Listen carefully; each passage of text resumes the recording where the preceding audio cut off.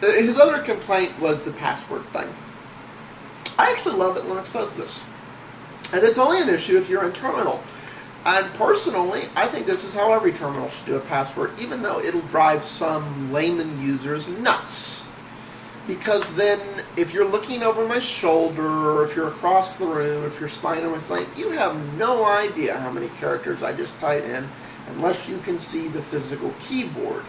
Which, if I'm guarding the keyboard, like, okay, you have an idea that the characters were here. It's like, it's an added level of security.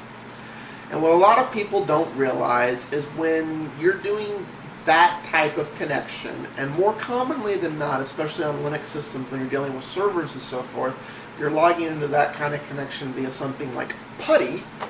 If it's giving those star spaces back, even though I have no idea what they are, and you definitely don't want displaying the characters in clear text because then I have your password. With those star spaces, I know how many characters your password is. And with a little bit of information, I might be able to crack it with that. Linux doesn't give any feedback whatsoever on this, which means it's a lot harder to crack those passwords. I can understand that side. However, the average user is never going to be logging into root that way. I say that because if they need to be root and they need to be in console, they're going to launch Super User Terminal, some version of it, where they're automatically logged in as root. And the average user, 99.9% of the time they're logging in, they're going to get that little pop-up dialog that asks them to type in their password, and all of those pop-up dialogues go circle, circle, circle, circle, circle, so they know their keystroke has been pushed. They can't see it, so if it's upper and lower case and they didn't hold the shift key long enough for other stuff, they're going to get weird stuff. That's a problem everywhere, and we don't want the passwords displaying via clear text. So, there's that. The only other times you should really be in terminal are very, very, very limited. And this is why I say there's a new breed of distros. I loosely put Ubuntu in them, but more and more distros are designed for the average user, and it's no. Go in terminal if you want to. Go in terminal if you're messing around with source code. Go in terminal if you're messing around with other things, but for the most part, you don't need to be in terminal to use the system. I think it's worth learning terminal, but it's worth learning terminal for Windows. 99.9% of the end user doesn't do it. And I think it's a good thing that Linux is adopting this mentality, because you'll wind up with two classes of Linux users. People who want to understand how it works and people who just want the frickin' thing to work and click the button. Push the button! Alright, let's get back to There is something that I really want to see from Linux.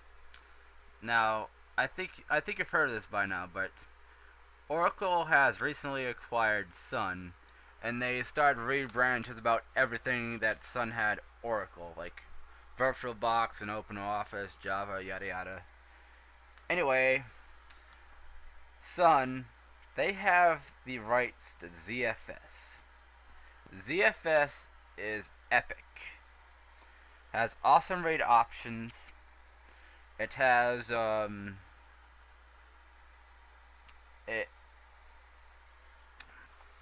it prevents data corruption, and it would be a perfect file system for like a network attached storage device or a server. It would be an excellent server file system. And what else would I like to see from Linux? That's actually a very good point you made there, and I would love to see that on Linux too. I think it's going to come. I think a lot of things are coming in this next decade. It's enough companies have taken note of Linux that I think all the things it's missing are coming in this decade. And he's making some good points.